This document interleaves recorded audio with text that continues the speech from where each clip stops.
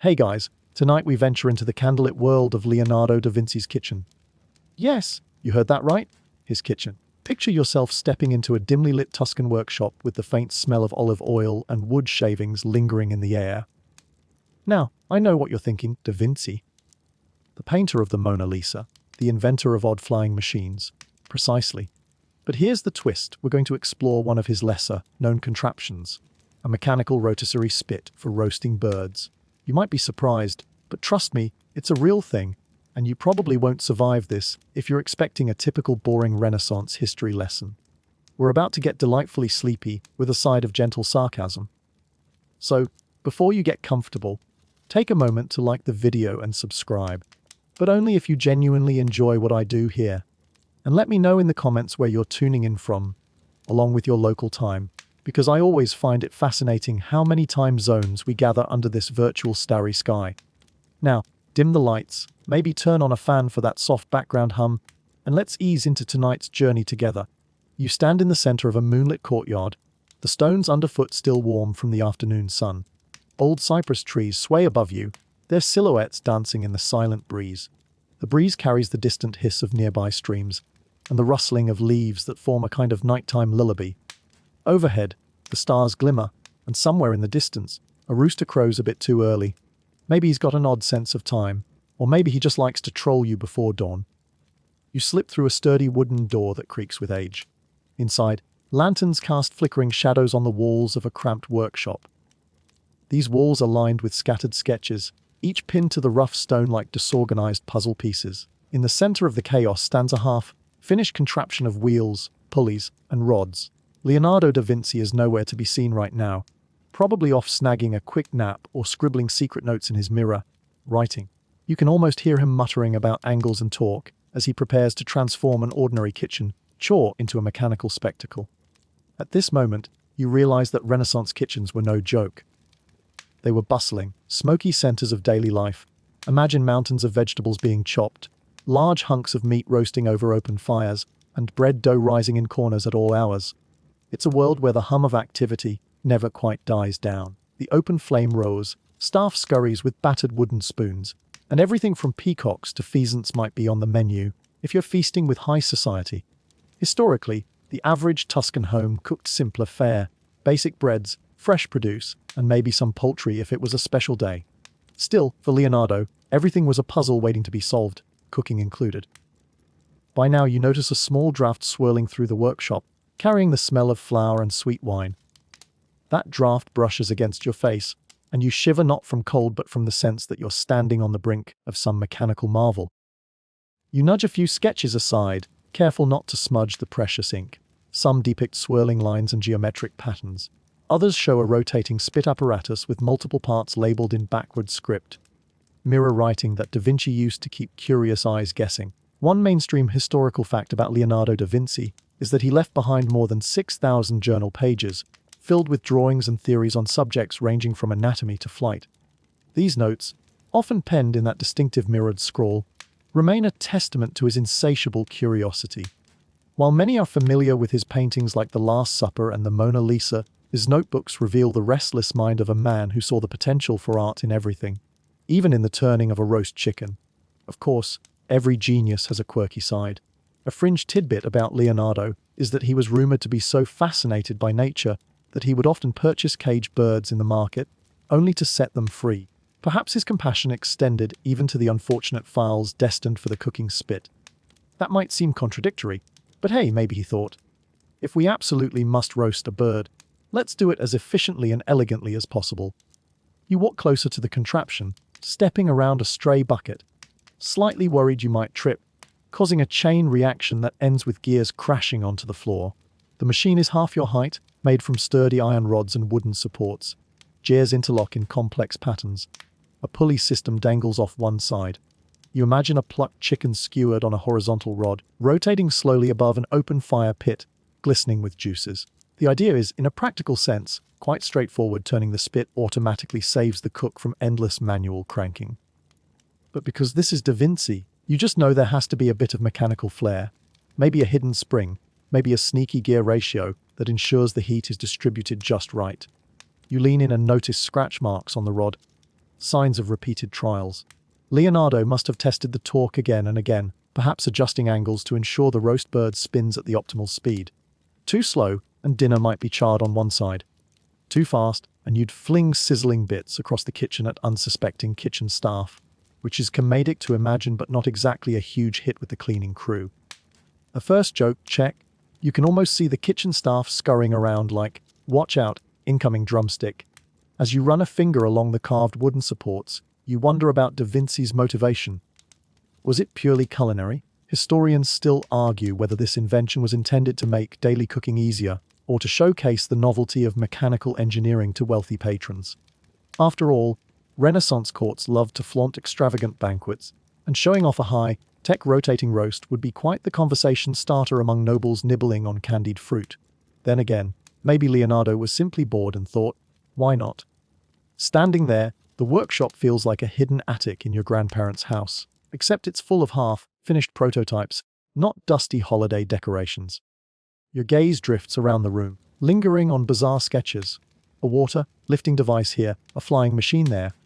It's easy to imagine a parallel scene where one of Leonardo's apprentices strolls in at midnight, yawning as he wonders if the contraption they built for the Duke's upcoming feast might suddenly spin out of control and fling their dinner into orbit. So joke number 2, though let's hope the contraption can't quite achieve liftoff. You consider the bigger picture in an era before electricity and modern machinery. Building a self-turning spit must have felt like wizardry. So much of what was normal daily life back then, lighting a fire, hauling water, churning butter, was exhausting work. A device that did even one of those tasks automatically would have been revolutionary. Imagine the envious looks from neighboring towns. Have you heard about the spinning roast contraption in that Tuscan kitchen? Must be magic. Then again, practicality aside, there's something whimsical about it. It's a small leap to think that if someone can invent a mechanical bird spinner, they might just also dream up a bicycle prototype or a helicopter design. And guess what? Leonardo did conceptualize those too, at least in sketch form. He was the Renaissance man, if that makes sense. So joke number 3, because really, how else do we describe him? The lanterns flicker, and you notice your eyelids growing heavy. The hum of the nighttime insects drifts through a tiny window. One question floats in your mind: what exactly did Leonardo hope to gain? Prestige, efficiency in the kitchen, a chance to test his engineering wits in a place no one would expect. The answers might be lost to time, but here you are, a silent guest to the humble beginnings of a rotating spit that just might spin your dreams tonight. You linger in the workshop, gently brushing aside a few stray sketches that rustle like dry leaves in a draft. The lamp overhead flickers, throwing waves of light across the parchment. You notice that these sheets are not just random doodles. Some show detailed cross-sections of gears, while others feature disembodied arms or bird wings sketched with anatomical precision. Everywhere you look, you see an unmistakable hand at work, those neat, slanted lines, the left-handed mirror writing, and the uncanny ability to transform even the simplest observation into a blueprint for something remarkable. Your gaze falls on one particular set of sketches pinned to a wooden beam. At first glance, it looks like a swirling mass of lines, curves, angles, and tiny annotations in backward script. Leaning closer, you trace a spiral gear that loops around like a snail shell. Beside it are notes about rotating rods and heat distribution. As you read, you piece together that these are the earliest glimpses of what would become that famous, if somewhat underpublicized spit roasting contraption. It occurs to you that Leonardo had a habit of filling every inch of a page with what might look like chaos to the untrained eye. But you realize these swirling scribbles are a method to his brilliance. One mainstream historical fact is that Da Vinci often used the same sheet of paper for multiple subjects, scribbling a mechanical design in one corner, a study of a flower's petals in another, and perhaps the faint outline of a building or fortress in the margin. This layering of ideas made perfect sense to him, and drives modern scholars to near madness trying to catalogue every fragment in a sensible order. Scanning the sketches, you spot an odd little doodle of a cat wearing some sort of harness. It's small, scrawled near a diagram of a rotating gear.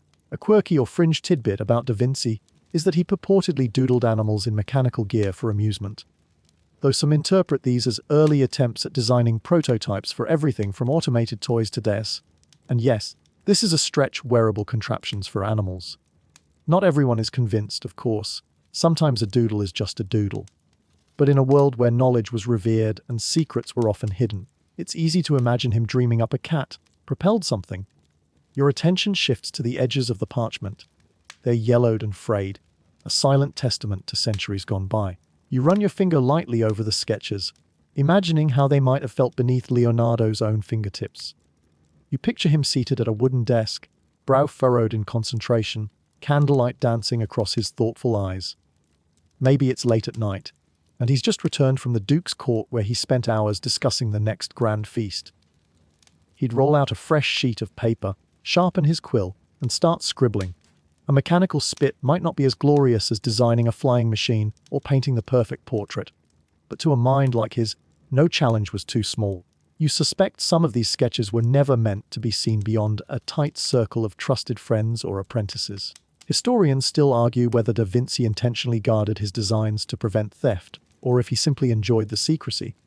With someone as enigmatic as Leonardo, it might be both. The man was well aware of how valuable his ideas could be in the competitive courts of Renaissance Italy, and he was also known for the playful, almost cryptic way he shared his knowledge. That sense of mystery only amplifies the intrigue now, centuries later, as we try to decode the significance behind every swirl of ink. You turn to a small wooden table beside the beam, where more drawings lie in a disorganized heap. Carefully, you lift the topmost parchment. It shows a cross-section of what appears to be a large gear meshing with a smaller one. Angles, measurements, and the word rota appear in mirror writing. Your eyes follow the lines to a pulley system illustrated in the margin. A string of tiny circles might represent the chain links that would connect the gears to the spit rod. This is the heart of the invention, the synergy between rotational force and stability. Another page depicts a triangular arrangement of rods. At one corner, a weight is suspended, perhaps an early idea for a weight-driven mechanism to keep the spit spinning at a consistent pace. It's fascinating to think that, with enough fine-tuning, the entire roast could rotate itself for hours without a single tired arm in sight. Imagine the kitchen staff's relief. No more turning the handle by hand. No more singeing eyebrows while checking if the bird is browning nicely. Of course, jokes aside, you can almost picture a disgruntled servant complaining, "But that was my job," before quickly realizing the joys of delegated labor. The workshop hums with a quiet energy that makes you want to open each rolled parchment to discover more. There's something deeply intimate about seeing these original sketches, as though you're glimpsing into the private musings of an inventor who never expected a faraway visitor in the 21st century to drop by. When you pick up another sheet, you're struck by how the lines flow seamlessly from scribbles about the Rotisserie's gear ratio to a drawing of a mechanical spatula. Yes, you read that right, or at least that's what it looks like. Perhaps Da Vinci was brainstorming a whole suite of kitchen improvements, a one-man culinary revolution.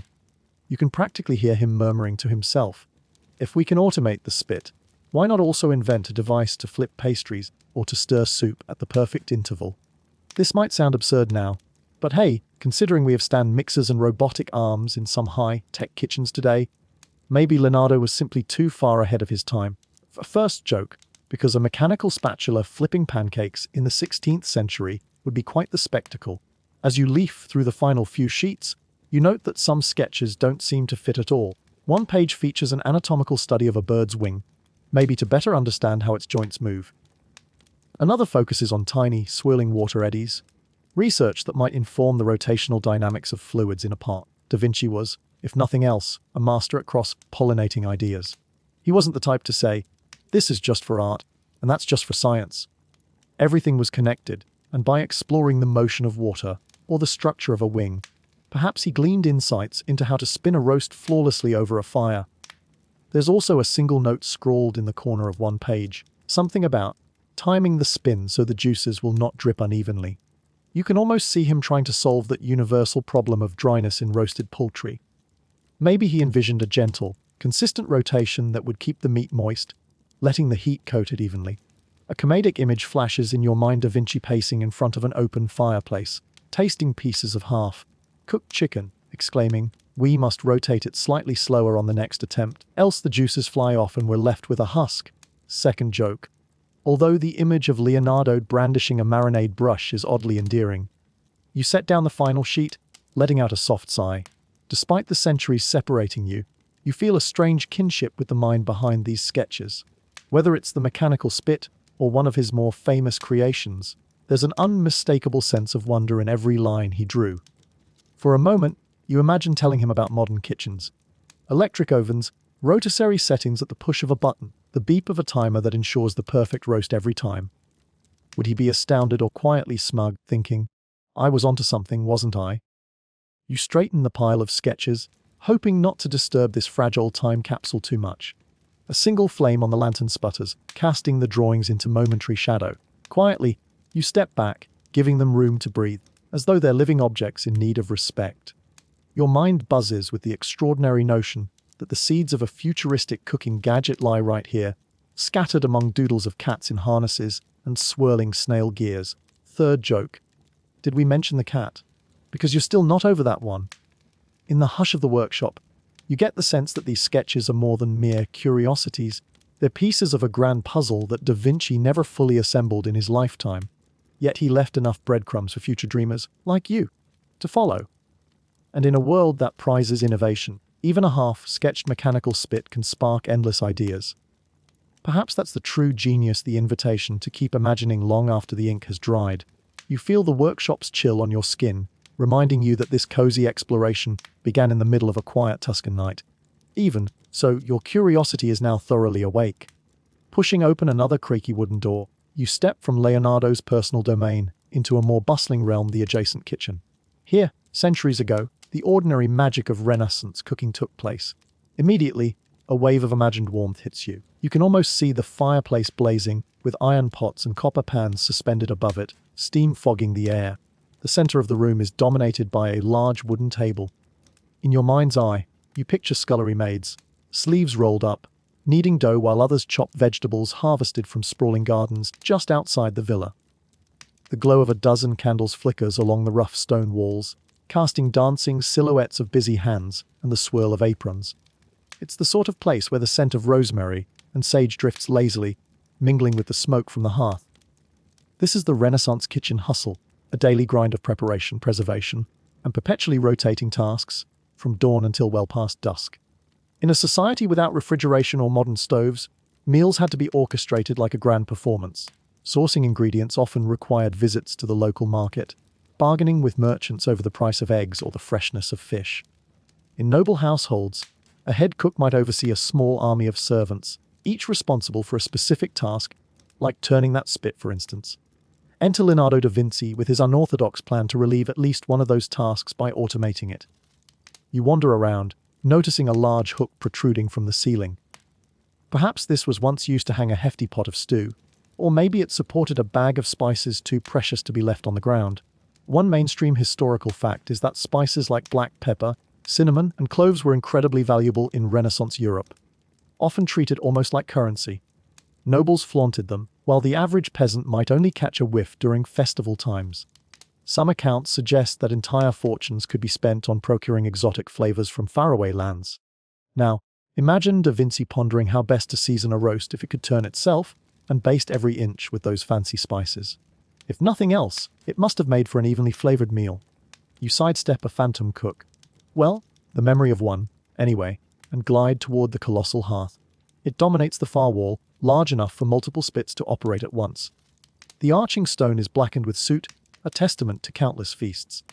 You imagine the hiss of fat dripping into the flames, the crackle of wood, and the swirl of savory scents that would fill every inch of the room. The hustle must have been intense. In a large Renaissance household, there could be several courses in a single meal: meats, soups, breads, pastries, and always an impressive display of fruit or sweets for dessert. The idea of a mechanical spit spinning away, freeing a pair of hands for other tasks, would have been a game changer. Standing there, you can't help but think of all the daily chores that must have weighed on the staff. Slaughtering and plucking the birds, mixing dough, grinding spices, clarifying the heavy wines, and overseeing every simmering pot. Perhaps for Leonardo, the impetus to create an automated spit came from a genuine desire to streamline one corner of this hectic environment. Or maybe it was part of a bigger scheme, like showcasing a spectacle at court, encouraging the Duke to say, "Look at the wonders my personal engineer can create!" First joke: imagine the Duke's dinner guests, eyes wide, exclaiming, "Does your roast spin on its own? Ours still needs a servant, how terribly old-fashioned." you recall how many of Da Vinci's mechanical contraptions were deeply rooted in practicality. Yes, he had grand dreams of flying machines, giant crossbows, and elaborate siege engines. But he also spent time studying how to divert rivers, how to improve city sanitation, and indeed how to improve that everyday chore of turning a roast. A quirky or fringe tidbit arises when you consider that some letters and anecdotal evidence suggest Da Vinci may have been something of a vegetarian, or at least had complicated feelings about eating meat. Yet here he was, designing a better device to roast a bird. Contradiction, perhaps, but that's part of what makes his life so endlessly fascinating. You kneel beside a sturdy wooden barrel, tipping the lid to peek at some ancient grains that might still cling to the bottom if time had frozen this place. The staff would have used these grains to bake the daily bread that formed a staple of the Renaissance diet. For wealthier families, the flour was milled more finely, resulting in a lighter loaf. For the poorer class, it might be a coarser, darker loaf. Often, bread was essential not just for eating, but also for sopping up the sauces, effectively cleaning the plate and ensuring no morsel went to waste. In a sense, the spit contraption's entire reason for being was to produce the perfect piece of roast to go with that beloved bread. Historians still argue whether Da Vinci's invention reached widespread use in his own time or remained a novel idea tucked away in his notebooks. Some claim that the concept was demonstrated at several noble banquets, making a modest splash among the culinary elite. Others suspect it was never fully realized, perhaps too costly or delicate for the rough conditions of a smoke-filled heat-blasted kitchen. The truth may lie somewhere in between. Maybe a prototype or two made an appearance, only to be overshadowed by bigger commissions and more pressing concerns. You reach out to imagine gripping the handle that once hung beside the hearth. In many households, even minor tasks like turning a spit were done by specialized workers, often young pages or lower-ranking servants. The job was hardly glamorous: stand by a hot fire, rotating the handle at a steady rhythm for hours on end. Now, that might seem like a snooze-worthy assignment, but hey, at least you'd have a front-row seat to the sizzling progress of dinner. Second jokey, you can almost hear a bored servant thinking, if I could just tie a rope to the cat's tail and let it run around in circles, I'd be free. Thankfully, Da Vinci's design was a bit more humane. The bustle of a Renaissance kitchen was far from quiet. Knives clacked on chopping boards, water boiled in iron cauldrons, and flames crackled with bright embers shooting upward. Now and then, you might catch snatches of gossip, perhaps about which aristocrat had the most lavish feast, or whose son was off fighting in the wars that periodically raged across Italy's patchwork of city-states. Your ears perk when you think about how news traveled through the kitchens of noble homes, carried by servants who overheard whispered courtly plans. A cunning device like Da Vinci's spit might have garnered a fair bit of attention, too, as word of mechanical marvels always seemed to spread with a dash of embellishment. You can picture a young apprentice standing in the corner, blinking through the smoke, trying to memorize every gear and pulley so he could replicate the design in his own home someday. After all, if you could harness this rotating wonder, you might impress a potential bride, or maybe charm the local tavern owner into letting you set up a roast, corner-side business. A third joke, that moment when someone tries to pass off Leonardo's automatic chicken spinner as their own invention in a local cook-off, only to watch the gears fly off when the crowd starts cheering too loudly. In this swirl of imagination, you sense how the hustle of the Renaissance kitchen intersected with Da Vinci's restless desire to improve the mundane. Gone were the days when turning a spit could only be done by a human hand, or perhaps a dog-powered treadmill spit. Yes, that was actually a thing in some places, though not necessarily in Leonardo's. Automated solutions were on the horizon, and Da Vinci's sketches were a glimpse of what might be possible when art, science, and necessity collided. Letting the warmth of this envisioned kitchen fade, you step back toward the workshop door. You leave behind the mental cacophony of cooking chores, the fragrance of roasting herbs, and the faint image of a servant smiling in relief as the mechanical spit does his job. You're left with a renewed appreciation for the everyday marvels that once captured Leonardo's attention. In a world where many inventions aimed for grand military or architectural feats, here was a man who didn't mind getting his hands a little floury in the pursuit of better roast chicken. You slip back into the workshop, letting the memory of that lively kitchen fade into the background. Your eyes land on the half-finished machine again, the gears and rods forming shadows against the stone walls, as if beckoning you closer. You settle into a worn wooden stool in the corner, imagining how this curious contraption traveled from a swirl of pencil lines on parchment to an actual mechanical wonder that might have clanked and hummed in front of a roaring fire. In your mind, you see Leonardo da Vinci pacing in this very spot, sleeves rolled up, hair a little more disheveled than usual, and a small hammer in hand. The table before him would have been scattered with metal fragments, bits of wood, and half-used candles dripping wax onto his notes. Despite the clutter, he'd have a laser-like focus on bringing his scribbles to life. One mainstream historical fact about Renaissance engineering leaps to mind in this era: artisan guilds were crucial to projects like these. Blacksmiths, carpenters, and other skilled tradespeople collaborated on everything from fortress walls to delicate clock mechanisms.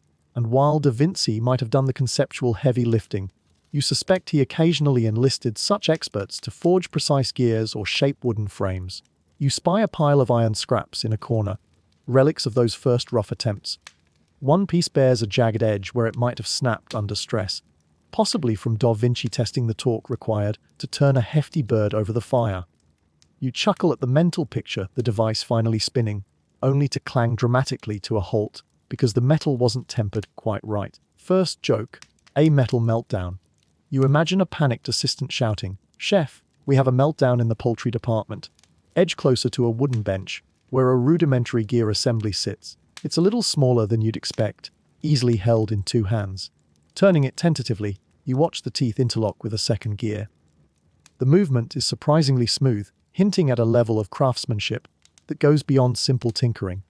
Even though it's centuries old in your time, traveling imagination, you sense the careful adjustments that went into shaping each tooth. As you toy with this gear, you think about the prototyping phase, how each version of the spit might have evolved from trial to error, back to trial again.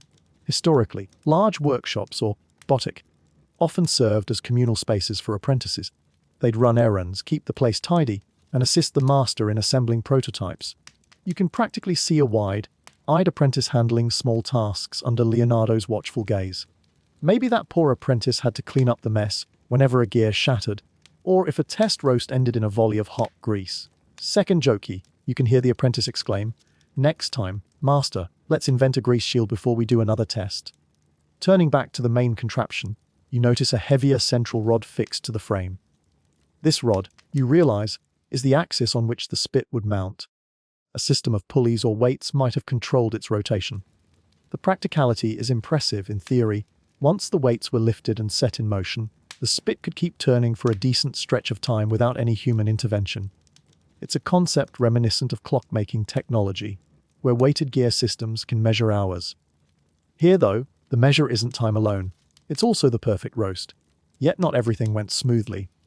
Historians still argue whether Leonardo actually completed a fully operational prototype, or if he merely toyed with partial builds.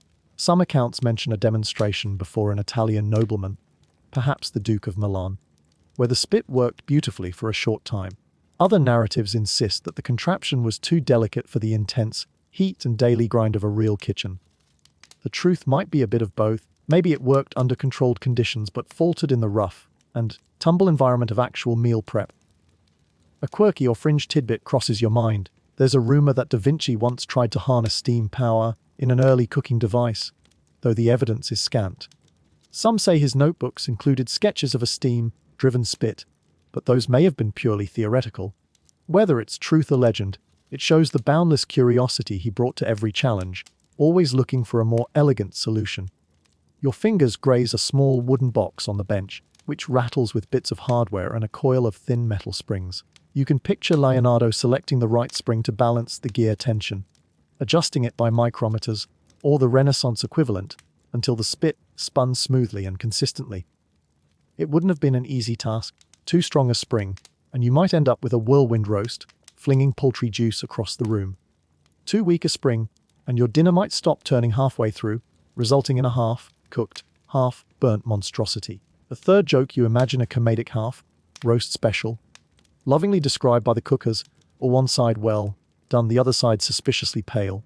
Stepping around the contraption, you notice a faint scorch mark on the wooden floor, shaped like a sprawling splash. Did an early test fling sizzling oil there? You picture a startled apprentice darting for a bucket of water, while Leonardo calmly notes adjustments to his design. This was the reality of prototyping in a time when every new invention teetered on the edge of triumph or fiery disaster. And yet, amidst all these mechanical hurdles, you sense a quiet satisfaction in the design. Da Vinci's approach wasn't just about brute force. He seemed to favor elegance, balancing the weight, ensuring minimal friction, and employing well-crafted gears. Looking at modern rotisserie ovens, you can't help but see a lineage that might trace back to these very prototypes. Whether directly inspired or merely parallel developments, it's a testament to the timelessness of good engineering. As you circle around the bench, a small draft from the door nudges the drawings on the wall, causing them to flutter. You catch a glimpse of a rough diagram depicting multiple gear ratios. Beneath it, an arrow points to a scribbled note in mirror writing, likely a reminder to refine the tooth spacing or test a heavier counterweight. Each mark stands as an echo of Da Vinci's iterative process, a method that modern innovators would recognize as prototyping. Once-seen design, build, test, revise, repeat. Pausing to reflect, you wonder at the combination of artistry and engineering that defined so many of Leonardo's works. The same mind that dissected cadavers to understand muscle tension also fiddled with cogs and pulleys to roast a chicken more efficiently.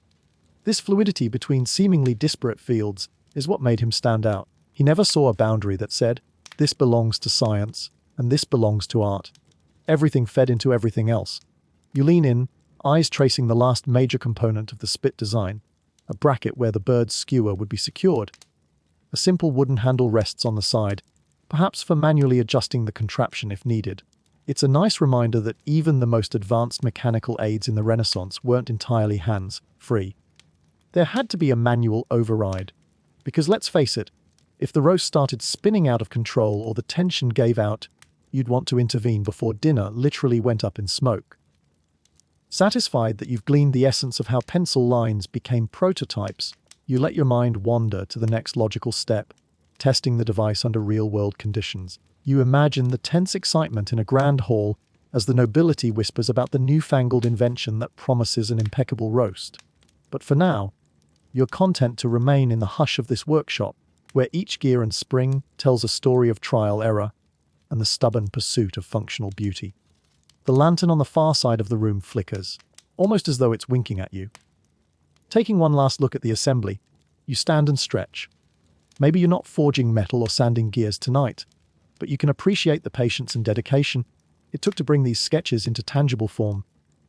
And with that realization, you feel a gentle sense of camaraderie with the Renaissance's most restless inventor, someone who saw the promise in a single turning axle, in the interplay of cogs, and in the possibility of a perfect roast spinning over a Tuscan hearth. Quietly, you imagine yourself slipping into a hidden alcove of that Tuscan kitchen on a day when, at last, the contraption was primed for a test run. The large hearth crackles, and a few servants stand by, eyes full of both excitement and dread. After all, this is the moment that Leonardo's contraption moves from theoretical brilliance to real-world mess, or triumph. The tension is thick enough to slice with a dull butter knife.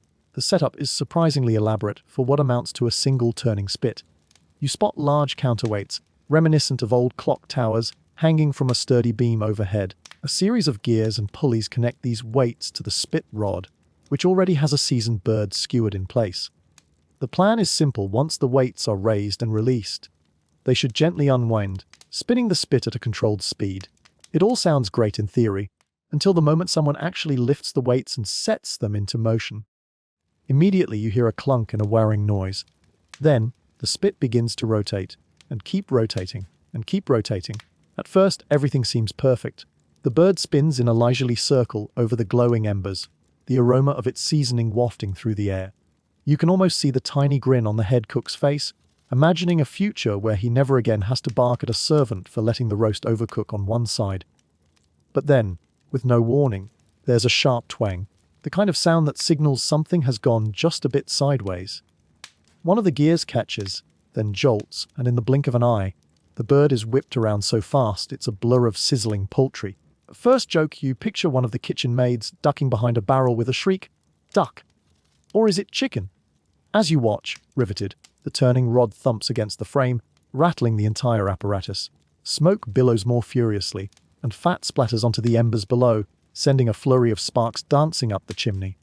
A few onlookers stand there transfixed, as if they can't decide whether to run for cover or applaud. Someone shouts for water, while another tries to wrestle the jammed gear free. In the chaos, you catch a glimpse of Leonardo himself, ever in your mind's eye, of course, stepping forward with measured calm. He's clearly not thrilled by the malfunction, but there's a certain twinkle in his eye. He's learning something new with every clang and clank. Historians still argue whether these misfires actually happened during a grand demonstration or just in the privacy of smaller kitchen trials. Some believe that accounts of near misses, like the rumor of a blazing tapestry catching fire from flying grease, were exaggerated by gossip-loving courtiers. Others suspect that at least one real fiasco took place before Leonardo worked out all the kinks. Either way, the comedic image of a roast spinning wildly enough to fling scalding juices in every direction has survived the centuries. Watching from your hidden nook, you can't help but burst into silent laughter at the scene. The mechanical marvel that's supposed to spare someone the trouble of rotating the spit is now spinning so vigorously, it's basically painting the walls with oil. A second joke. At least it's an improvement over the usual method. No tired arms, just scalded faces. Of course, this might not have been so funny for the hapless staff who had to scrub the walls later, or the kitchen assistant nursing a burn on his arm. Eventually, the clamor dies down, and the weights are locked back into place with a resounding clunk. People hover around the machine, poking at it with iron tongs as though it's a sleeping dragon that might awaken again at any moment. Leonardo quickly steps in to assess the damage: a bent rod here, a misaligned gear there. He jots notes in a small pad or on any scrap of parchment he can find, probably scribbling down ideas for stabilizing the rotation and smoothing the gear transition. One mainstream historical fact about mechanical inventions in the Renaissance: it was common to learn through trial and error. There were no standardized engineering textbooks or widespread machine shops to crank out identical parts. Craftsmen often had to shape each gear by hand, forging metal in local smithies and adjusting things on the fly. Because of this, even brilliant designs could suffer repeated failures before hitting that sweet spot of reliable functionality. Curious onlookers slink back, returning to their usual tasks: chopping onions, stirring soups, and kneading duff. But the memory of that spat slinging, nearly out of control rotisserie lingers. You can almost feel the tension in the air as they eye the machine, silently hoping that the next test won't send them ducking for cover again. A few of them might even whisper about Leonardo behind his back as a genius, but I'd rather not lose an eyebrow if he can't fix that thing. Step by step, Da Vinci tweaks the design. Maybe he shortens one of the rods, or redesigns a gear with finer teeth. The next test is only marginally better. The spit turns without flinging poultry quite as violently, but it's still inconsistent. The rotation speeds up, slows down, and sometimes stops altogether if the weight doesn't release smoothly. Another meltdown, another round of scorching grease. You can almost hear Leonardo's sigh as he wipes his brow with a linen cloth. A quirky or fringe tidbit you recall: some accounts, likely half legend, half truth, say that Da Vinci once contemplated hooking up a small windmill-like device to utilize the heat rising from the fire itself to power the spit. The hot air would theoretically spin a fan, which in turn would spin the spit. Whether he ever tried to build such a contraption is unclear, but the notion of harnessing heat for mechanical work was definitely toyed with in his notebooks. And if you think about it, that's the sort of outside-the-box approach we've come to expect from him. Why rely solely on weights when nature can lend a hand? With each attempt, you imagine the circle of watchers, growing both bolder and more amused. Perhaps on the third or fourth go, a few servants even place bets on how long the spit will turn before conking out, or how many degrees the bird will spin before juices go flying again. The third joke: 10 florins on exactly 4 rotations. And keep that mop handy. It's the Renaissance equivalent of a kitchen sideshow, reminding you that even in historical times, people could find humor in mechanical mishaps. The important thing, though, is that each misfire leads to an incremental improvement. By the time the contraption is ready for what you might call a public unveiling, it's probably past half a dozen kitchen tests, each one slightly less disastrous than the last. Servants are no longer scattering at the sound of a gear engaging. Instead, they're cautiously optimistic, ready to see if this invention will really save them hours of leaning over the fire. The entire process gives you a deeper appreciation for just how precarious it can be to turn an idea into reality. Even the greatest of minds can't escape the grunt work of prototyping. The contraption might look elegant on paper, but in real life, metal gears grind, wooden frames warp under heat, and the unpredictability of open flames adds a dash of danger to the whole affair. Finally, You see a flicker of triumph in Leonardo's expression as the spit spins at a gentler, more controlled pace. The smell of roasting poultry becomes downright mouth-watering.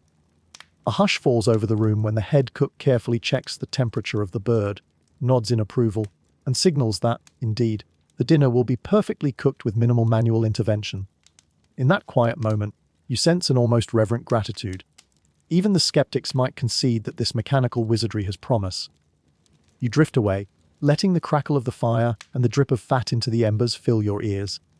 The comedic misfires and near misses have left you with a renewed sense of how real ingenuity is forged through patience, perseverance, and a willingness to face the occasional flying piece of roast. As you slip back into the corridor, the rhythmic sound of steady gears turning follows you, a reassuring sign that, despite the danger and the drama, the machine is finally finding its groove. You can almost see how whispers take root in the corridors of the grand estates scattered across the rolling Tuscan hills. It starts with a kitchen maid bragging to a messenger about this bizarre, spinning bird contraption she's witnessed. That messenger passes the tale to a stable hand at another villa, who then shares it with a traveling bard. By the time the rumor reaches a noble court, the story has inflated into something quite spectacular. Leonardo da Vinci has built a clockwork oven that sings arias while it roasts a peacock. First joke, next thing you know, people will say it can juggle lemons too. Our Renaissance rumor, mongering at its finest. You wander through an ornate hallway in one such estate, thick tapestries lining the walls and polished marble underfoot. The faintest echo of clattering plates and hushed voices drifts from a banquet hall nearby. Today, there's a feast in honor of a visiting dignitary, an aristocrat from a neighboring region, enthralled by tales of mechanical wonders. You slip through a side door, stepping into the bustling preparation zone behind the scenes. Servants hurry about, arms full of dishware, while a head steward, face red from stress, barks instructions. Everyone is on edge, determined that tonight's dinner will go flawlessly. In a corner of the kitchen stands the star of the show, a refined version of Da Vinci's Rotisserie device. Gone are the squeaky gears and shaky wooden supports. In their place, a sturdier iron frame and a more polished arrangement of pulleys. From your vantage point, you see a pair of cooks carefully hoisting the counterweights into position. Nearby, a marinated pheasant glistens on the spit. The hush that falls over the room is almost reverent, like they're about to witness a sacred rite of culinary alchemy. Suddenly, a steward in fine but slightly soot-stained attire appears at your side, whispering about how these newfangled contraptions have tongues wagging all over Italy. He's heard everything from claims that it was originally designed as a war machine. Ridiculous, but some rumors persist to suggestions that Da Vinci drew inspiration from ancient Greek automata. One mainstream historical fact is that, indeed, automata, mechanical devices often designed to mimic living creatures, had been discussed as far back as Hellenistic times, particularly in Alexandria. So maybe there's a nugget of truth in the rumor after all. You watch as the cook signals to a servant, who loosens a small brake. The gears engage with a faint metallic click, and the spit begins its graceful turn. No sudden lurches, no menacing whir. Instead, the pheasant revolves slowly, almost hypnotically, as the open flame licks at its seasoned skin. The hush in the kitchen deepens, and you can sense the collective exhale of relief. There's a subtle nod from the steward, and everyone resumes their tasks, confident that dinner will proceed without comedic disaster. Still, you overhear snatches of conversation, how the Duke's cousin insists that Da Vinci's contraption harnesses magnetism, which is definitely not how it works, or that it's powered by the collective sighs of angels. Second joke, culinary angels, presumably, who can't resist a good roast. The more far-fetched the rumor, the more it seems to spread, and in a Renaissance court full of intrigue and competition, any novelty that dazzles the eye and quickens the imagination is bound to be the talk of the town. A footman slips past with a tray of bread and wine, nearly colliding with you. Apologizing under his breath, he confesses he's off to greet another wave of guests curious to see the miraculous spinning bird. Meanwhile, over by the fire, a stout cook carefully bastes the pheasant, ensuring that each revolution coats it with a thin layer of fragrant sauce. You can almost taste the rosemary and garlic in the air, your senses alive with the promise of a hearty feast. Historians still argue whether these rumors played a role in elevating Leonardo's status among the nobility, or simply amused them for a while. Some accounts claim that interest in the spinning spit opened doors for him to secure more significant commissions, like grand architectural projects or magnificent waterworks. Others suggest that the contraption was just a small footnote in the myriad of Da Vinci's innovations, overshadowed by more glamorous feats. Either way, the contraption's existence became part of the tapestry of stories that shaped his legend. You find yourself drifting through a side corridor where a few courtiers have gathered, dressed in lavish silks and velvets. They talk in hushed, excited tones about the upcoming dinner. One lady fans herself dramatically, confiding to a friend that she heard the bird would spin so perfectly that it would appear as if it's floating. Another claims that Da Vinci himself might be in attendance, ready to adjust the gears with a wave of his hand. You half expect them to say he'll conjure lightning from the sky to sear the pheasant in seconds. A third joke, just wait. Next month they'll say he invented a portal for time, traveling turkeys. Stepping away from the cluster of gossips, you move closer to the main hall. The aroma intensifies, merging with the heady fragrance of spiced wine. Along a high table, you notice platters of fruits, cheeses, and elaborately sculpted pastries shaped like mythical creatures. Dragons and phoenixes perched among the grapes. Such visual splendor is standard for a Renaissance feast. It's as much about performance as it is about sustenance. Each dish is a flourish, a symbol of the host's wealth and sophistication. Eventually, a servant announces the roast is ready. Heads pivot toward the entrance of the hall as a group of attendants carefully wheel in the spit. Yes, wheel it in. Someone has rigged a modest cart so that the spinning bird can be showcased before it's carved. The device looks strangely regal, bedecked in polished metal fittings. The pheasant's skin is a perfect golden brown, glistening with juices. You catch a fleeting grin on the face of one of the cooks, proud of this mechanical wonder and the succulent feast it promises. A round of appreciative murmurs ripples through the assembled guests. A few stand to get a better look, curiosity written all over their expressions. Whispers float about how the machine actually works, some guessing it's clockwork, others suspecting hidden servants cranking gears behind a drape, which, let's be honest, would defeat the entire purpose. A curly-haired courtier in an extravagant velvet jacket exclaims that this is truly the future of feasting, though in reality, it's just one piece of the meal. Still, the spectacle delights them all. Off to the side, you notice a small knot of skeptics. They peer at the contraption as if expecting it to malfunction any second. Perhaps they're disappointed it's not launching the bird across the hall, but they remain aloof, rolling their eyes whenever someone praises Leonardo's genius. You sense they might be envious.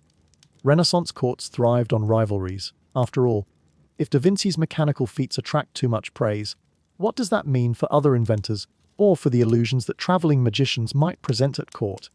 In the end, the bird is carved and served. The contraption is gently wheeled away, leaving behind a swirl of rumors and a lingering air of wonder. You watch as the guests indulge in their meal, some too busy devouring the succulent pheasant to continue speculating. Others, especially the younger courtiers, keep glancing toward where the machine disappeared, as if they might catch another glimpse of it in action. Moving quietly to a corner, you smile at how easily curiosity has rippled through the noble crowd. You've just witnessed one of the earliest examples of culinary technology showboating, a testament to how novelty can amplify even the most routine kitchen task. Indeed, you suspect that if Da Vinci had chosen to automate the kneading of dough or the stirring of a stew, it might not have generated this level of gossip. But a spinning roast? Now that's a conversation starter. When the final platter is cleared, you slip away, leaving the courtiers to debate the contraption's secrets. As you retreat to the quieter corners of the estate, you can't help but marvel at how the simple act of turning a bird over a fire became such a social phenomenon. To you, it's a glimpse into the Renaissance mindset. If something can be made new, mysterious, or even a little magical, then it becomes far more than the sum of its parts. You find yourself in a quieter moment, after the bustle of courtly feasts and grand demonstrations has died down. The moon hangs low over the Tuscan hills, bathing the workshop windows in pale silver. Most of the household sleeps, but the telltale glow from a single lantern reveals that Leonardo da Vinci is once again at his workbench, tools scattered haphazardly around him. Through the crack in the door, you see him hunched over, forehead creased in concentration, as he fiddles with tiny metal parts. A gentle creak announces your entrance, but Leonardo scarcely looks up. His focus is riveted on a newly forged gear, small enough to fit in the palm of your hand. You step closer, noticing how carefully he sizes its teeth, holding it against a second gear to ensure they'll mesh perfectly. You can sense the hush of the workshop around you. The only sound is the faint rasp of metal file against gear edge. It's another late night adjustment session, the kind that has become routine as Da Vinci strives to refine his mechanical rotisserie device. In the flickering lamplight, you see a piece of parchment pinned to the table, schematic with multiple gear ratios drawn in fine lines. Leonardo's signature mirror writing snakes through the margins, noting torque calculations and potential friction points. You recall how, in the daylight hours, he might have performed tests in front of watchful eyes, dealing with the comedic misfires that saw poultry spinning off kilter. But now, in the stillness of midnight, he seems unhurried, content to give each component the attention it demands. One mainstream historical fact drifts to mind. Da Vinci is known for his meticulous studies of friction, even though formal friction laws wouldn't be scientifically outlined in detail until centuries later by men like Guillaume Montons. Yet here is Leonardo, centuries ahead of the curve, marking down observations on how different materials rub against each other and how to reduce wear on gear teeth. This knowledge not only helped with his spit roasting contraption, but influenced a whole range of mechanical designs in his notebooks. You glance at the corner of the workbench, where a small selection of pulleys and ropes lies coiled. These were once part of the original prototype, but after trial runs that resulted in near meltdowns and comedic splatters of hot grease, Leonardo seems to be reconsidering their arrangement. You pick up a pulley, turn it in your hand, and feel how smoothly it rotates. If everything goes according to plan, the combination of pulleys, weights, and gears will let the spit revolve at a gentle, even pace. No more midnight surprises or singed eyebrows. As a first joke, you can almost hear a kitchen staff member sigh in relief. Finally, we can roast a bird without wearing chainmail helmets. Meanwhile, Da Vinci taps a finger against the half-assembled frame for the contraption's next iteration. It's more compact than the early versions you recall, with stronger metal supports. He's added small notches along the edges, possibly to fine-tune the tension of the ropes. On a spare sheet of parchment, you spot a quick sketch of a tension gauge, an idea that might let him monitor how much force is being exerted on the spit at any given moment. This kind of detail orientation, you realize, is exactly what sets him apart from the average tinkerer. Historians still argue whether Leonardo's interest in cooking gadgets was fleeting or part of a broader fascination with automating repetitive tasks. Some say he just dabbled in kitchen inventions as side projects, while others believe he viewed culinary mechanisms as stepping stones to more ambitious engineering feats. Standing here under the dim lantern glow, you suspect he'd laugh at those debates. He seems fully immersed, as though even the humblest of tasks is worthy of his best ideas. At one point, he sits back, rubbing his eyes. You notice the faint smell of ink and hot metal in the air. A second lamp flickers beside him, illuminating more scribbled notes, measurements, angles, and cryptic shorthand that only he, Sever, and perhaps a trusted apprentice could decipher. He yawns but doesn't stop working. There's a new spring to test, coiled tightly on the bench, and he carefully attaches it to a small lever that will release the counterweight at the proper moment. That, he hopes, will avoid the comedic flaw where the spit either took off like a deranged carousel or ground to a halt after a single rotation. You find the quiet strangely comforting. No clamor of the feast hall, no prying eyes from nobility, just a man and his machine, learning from each failure, adjusting gear ratios by the smallest increments. You catch yourself reflecting on how modern engineering labs aren't so different from this scene. True, we have bright fluorescent lights and fancy measurement tools, but the spirit of tweaking and testing remains. A quirky or fringe tidbit pops into your head. Some suggest that Da Vinci was so enraptured by gears that he might sometimes dream about them, vivid, mechanical fantasies swirling in his sleep. Whether that's fact or imaginative lore, it's not hard to believe. Standing here, you sense how gears dominated his mental landscape, from the flights of his imagined helicopters to the slow rotations of this cooking spit. His is the mind of someone who sees patterns of motion everywhere, including the most unexpected corners of daily life. He sets the newly filed gear down, picks up a second, and tests how they mesh. As he turns one gear, the other responds smoothly, the teeth gliding together like old dance partners. Satisfied, he fits them onto a small axle. And then, in a gesture that feels almost tender, he rotates the axle by hand, confirming the friction is minimal. A faint click with each tooth is the only sound. No squeak, no grinding. You sense his quiet triumph in that instant. A second joke you half expect him to do a little victory jig around the workshop, but he settles for a satisfied grunt. You imagine the kitchen staff's reaction if they could see him now. They might be sleeping soundly, relieved that the next version of this device won't catapult dinner into the rafters. Or maybe some curious apprentice is just beyond the door, peeking in to glean mechanical wisdom. Either way, a stable, fully functioning spit would simplify their daily drudgery. And perhaps that's what keeps Da Vinci working through the night. This notion that, for all the showmanship, there's real practical benefit in what he's creating. Yet, for all his perfectionism, you know the next test could still expose new flaws. The heat of the fire, the weight of different birds, each variation might demand a fresh tweak. Even if he masters this version, there's every chance he'll dream up an even more streamlined design next week. That's just the nature of a restless inventor. His third joke, it's a good thing he wasn't asked to design a spinning platter for soup, or they'd still be cleaning chowder off the ceiling. As the night deepens, Da Vinci finally steps away to stretch his arms. You notice flecks of metal on his sleeves, little reminders of hours spent filing and shaping. The contraption on the bench looks closer to completion than ever before. Smooth gear interplay, calibrated pulleys, and a newly stabilized frame, each part refined to play its role in harmony.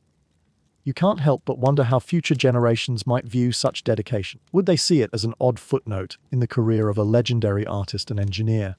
Or as a testament to the idea that no invention is too small to merit unwavering passion? In truth, it's both. The same mind that gave us groundbreaking anatomical sketches and conceptual flying machines also poured hours into rotating a roast in the most efficient way possible. Historians still puzzle over this breadth of interests. Was it genius scattered in every direction, or a cohesive worldview that everything was interlinked? Drowsiness tugs at your eyelids, mirroring Leonardo's own fatigue. He quietly snuffs one of the lamps, leaving only a single flame dancing on the workshop walls. The battered prototype from earlier stands in the corner like a retired sentinel, overshadowed by its soon-to-be successor. You sense that come dawn, he'll give it one more run. Perhaps a small poultry test in the private hearth to see if the refinements hold. For now, you watch as he tidies up, placing the freshly shaped gears in a cloth pouch. With a final glance at the updated blueprint, he extinguishes the last lamp. The workshop descends into soft darkness, and only the silhouettes of mechanical parts remain, silent witnesses to his unrelenting quest for a perfectly rotating roast. Maybe tomorrow he'll succeed with minimal comedic splatter, or maybe he'll be back here tomorrow night, filing gears once more. Either way, you slip out with the warm reassurance that true innovation, whether for art, warfare, or the humble act of roasting poultry, depends on these late night hours, the quiet tinkering that separates daydream from reality.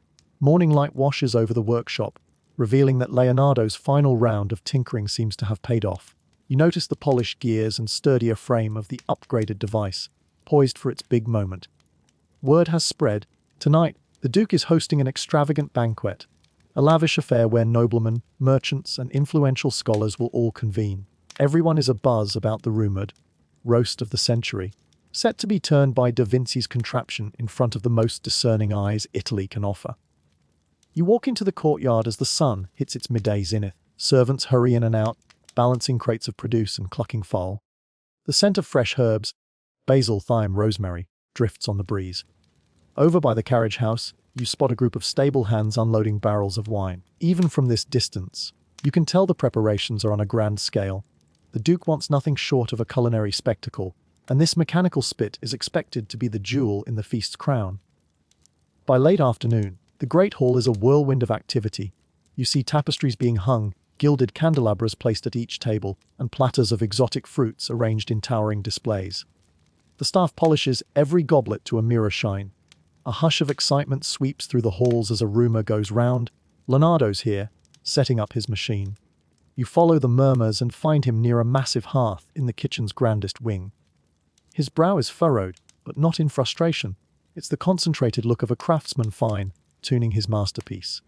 A huge bird, likely a specially procured turkey, though turkeys were not common in Europe until the Columbian exchange, so this might be a prized novelty, sits marinating in aromatic spices. One mainstream historical fact is that early Renaissance banquets were notorious for introducing new and exotic foods whenever possible. Peacock, swan, even the occasional imported turkey to wow guests who'd never seen such a bird. You can tell this roast is meant to be the star attraction. Leonardo instructs two apprentices to lift the counterweights. As they move, the chains rattle softly. You watch him adjust a small lever that will control the tension. Everything moves like clockwork. No squeaks, no sudden lurches. The contraption feels far more polished than its earlier incarnations. Da Vinci's calm demeanor suggests he's proud of how far it's come. Before long, the Duke himself strides in, accompanied by a retinue of courtiers. Dressed in sumptuous fabrics, they pause to marvel at the device. One of them jokingly wonders if it can juggle the bird before cooking it. At first joke, you imagine Leonardo giving a polite smile, thinking, "Let's not push our luck." Signor. The Duke glances at Leonardo, an expectant twinkle in his eye, as if to say, "This had better work."